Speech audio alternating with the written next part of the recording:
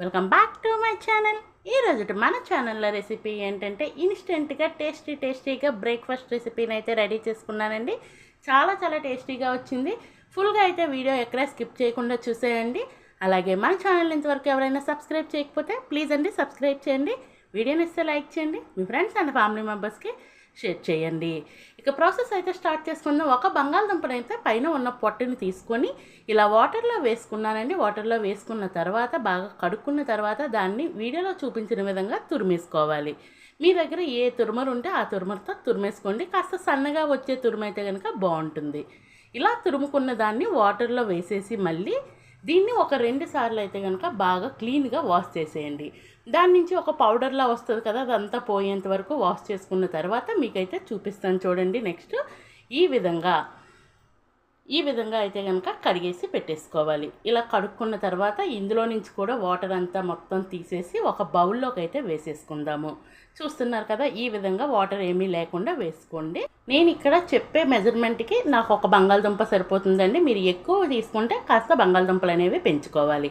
అలాగే 1 కప్పుతో ఉప్మా చేసుకుంటాం కదండి రవ్వ, అలాగే 1 కప్పుతో పెరుగును వేసుకోండి. సన్నగా తరుక్కున్న ఉల్లిపాయ ముక్కలు, సన్నగా తరుక్కున్న టొమాటో, అలాగే సన్నగా తరుక్కున్న పచ్చిమిర్చి, సన్నగా తరుక్కున్న కొత్తిమీర వేసేసిన తర్వాత ఇదంతా బాగా వాటర్ ఏమీ లేకుండా ఫస్ట్ అయితే కనుక కలిపేసుకోండి. 1 కప్పు రవ్వకి 1 కప్పు పెరుగు అయితే కంపల్సరీ వేసుకోండి. నెక్స్ట్ అయితే కనుక ఇదంతా కలుపుకున్న తర్వాత కొంచెం వాటర్ వేసుకొని నేను వీడియోలో చూపించిన విధంగా బ్యాటర్ అనేది మిక్స్ చేసుకోవాలి. మరి ఎక్కువ వాటర్ ఒకేసారి వేసుకోవద్దు. అలాగే టేస్ట్కి తగ్గ సాల్ట్ కూడా వేసేసి మరొక్కసారి బాగా కలిపేసుకోండి. చూస్తున్నారు కదా, ఇంతకన్నా కాస్త పలుచగా అయినా పర్వాలేదు. నేను చూపిస్తున్న విధంగా అయితే కనుక కలిపేసుకోండి.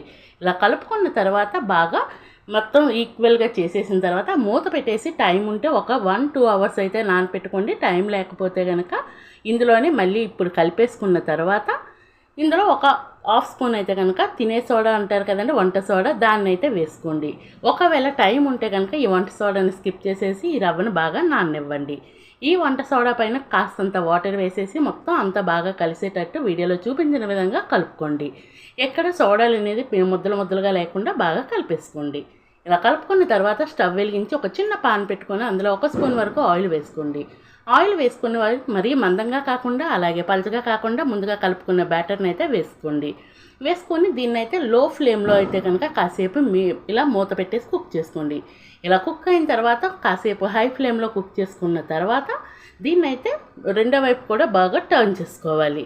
పైనుంచి ఒకవేళ మీకు ఆయిల్ కావాలంటే వేసుకోవచ్చు, లేకపోతే పర్వాలేదు. ఇలా 1 సైడ్ మంచి కలర్ వచ్చిన తర్వాత రెండో వైపు కూడా తిప్పుకొని రెండో వైపు కూడా మంచిగా కలర్ వచ్చేంత వరకు కాల్చుకోండి. ఫైనల్లీ రెసిపీ అయితే రెడీ అండి. Ready to eat. Thank you for watching. Please